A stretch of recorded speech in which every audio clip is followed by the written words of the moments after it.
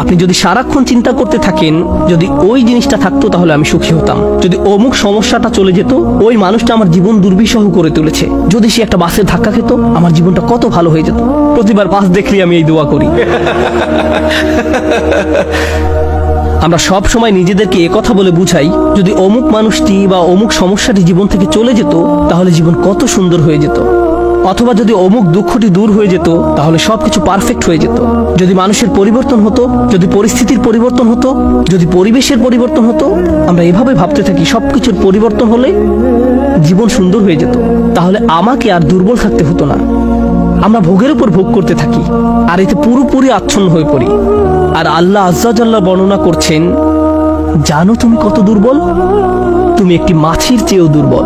দুআফাত তালিব ওয়াল মাতলুব। যখন তিনি এভাবে বলছেন আমি আপনি মজ্জাগতভাবে অবিশ্বাস্যভাবে কতটা দুর্বল, একটু চিন্তা করে দেখুন।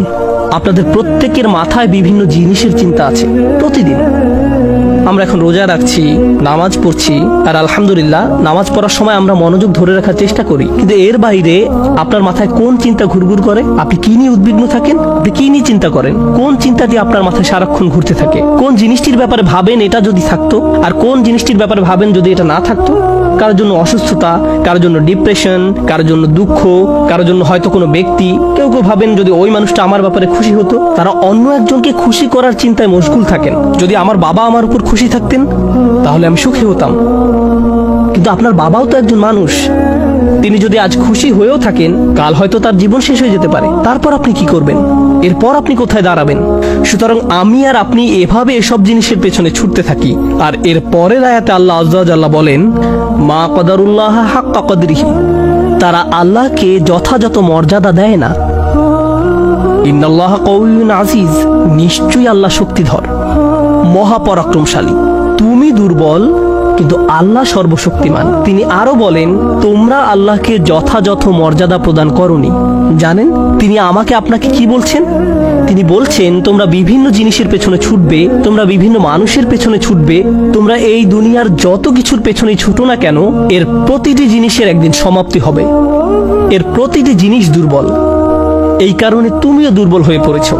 এই জন্য তুমি বারবার দুঃখ ভারাক্রান্ত হয়ে পড়ছো। ফলশ্রুতিতে তুমি বারবার ক্ষতির সম্মুখীন হচ্ছ। কিন্তু শেষবারের মতো যখন তুমি এই সিদ্ধান্ত গ্রহণ করবে, তোমার যত চাওয়া পাওয়া আছে তার মাঝে সবচেয়ে বড় চাওয়া পাওয়া হলো তোমার মালিককে খুশি করা।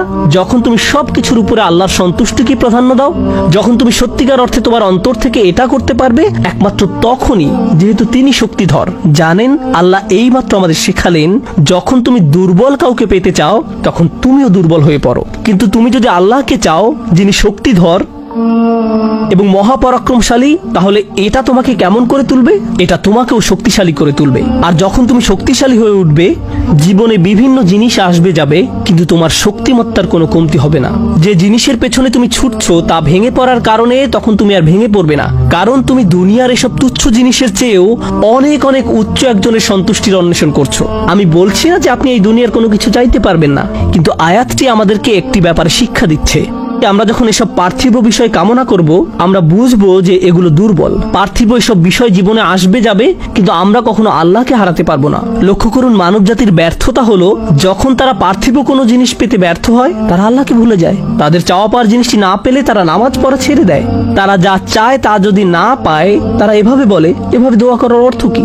তারা যখন তাদের আকাঙ্ক্ষার বস্তুটি পায় না, তখন দুঃখ হতাশা একেবারে ভেঙে পড়ে এবং বলে, আমি তো আল্লাহর সাথে কথা বলার শক্তিও পাচ্ছি না। এমনটি ঘটার কারণ হলো সমস্যায় পড়ার পূর্বে আল্লাহর সাথে তাদের বন্ধন শক্তিশালী হয়ে ওঠেনি।